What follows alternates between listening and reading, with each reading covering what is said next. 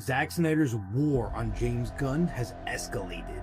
Zack Snyder, a director and engineer of the original DCU, is taking more shots at James Gunn's DCU. This comes after the massive firestorm that came after he posted a photo of Henry Cavill's Superman, but it wasn't the photo that caused a lot of controversy. It was the supplemental caption that read, "Henry Cavill is Superman."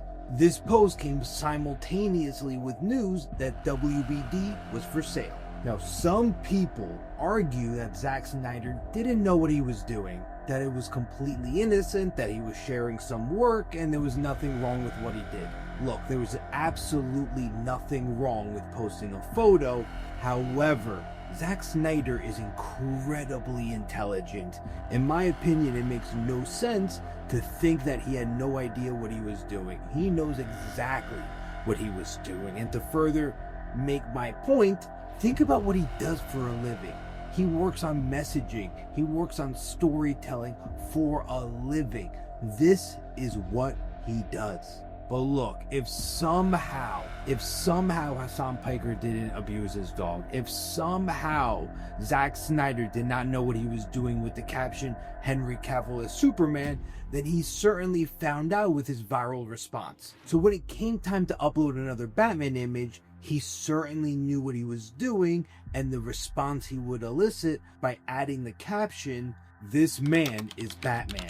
Now, if you're part of the Restore the Snyderverse movement, did you interpret this as a war cry? Did you interpret this as Zack Snyder saying to you, hey, let the studios know that you're excited about the DCEU and you want to see it restored or at least brought back as an Elseworld story? Or did you view this as just Zack Snyder innocently posting about his work? Let me know in the comments. But remember, the calls to restore the Snyderverse has never been higher. And to emphasize this point, former Deathstroke actor Joe Manganiello recently retweeted a post on X stating, "Restore the Snyderverse, sell Zack Snyder's Justice League to Netflix." A lot of the war cries that the fandom has been pushing. And he also dropped new news stating Deathstroke was meant to have a solo film, something none of us knew before. And all of this comes at an uncertain time for the DCU.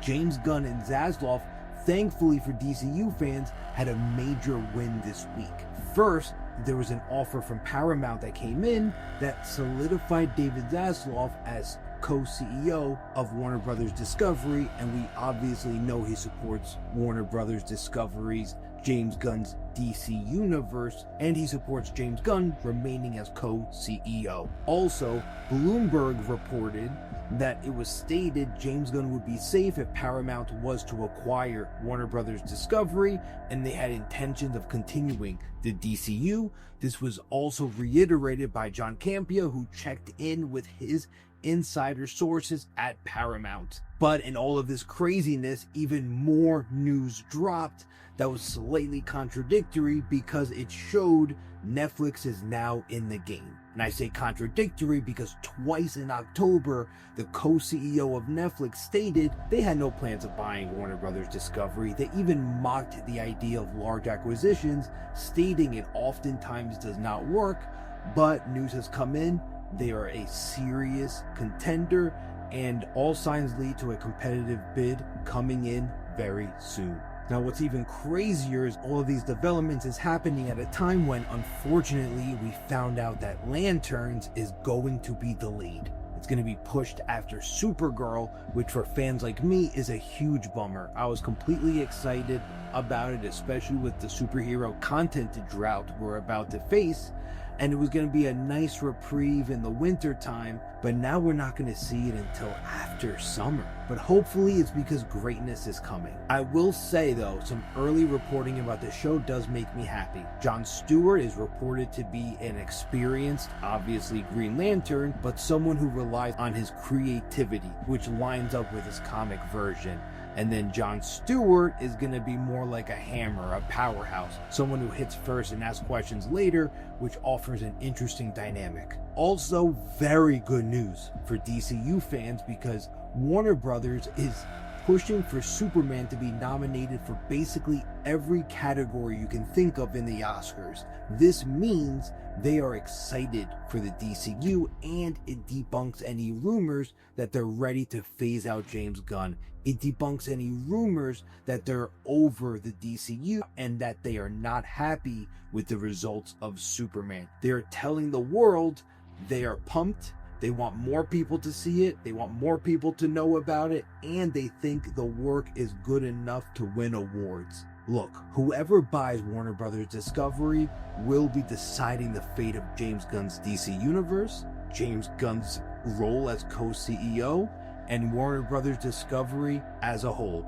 It looks like if it's Paramount, things will largely remain the same, and if it's someone like Netflix, expect major changes. What we do know is Warner Brothers Discovery definitely is pushing for major pieces of their puzzle to remain the same. They are making it abundantly clear during this time they support James Gunn, they support the DCU. Now the question is, do you? Let me know in the comments a few things. What do you think is going to happen, and what do you want to happen? Subscribe, hit the hype button. Thank you for watching.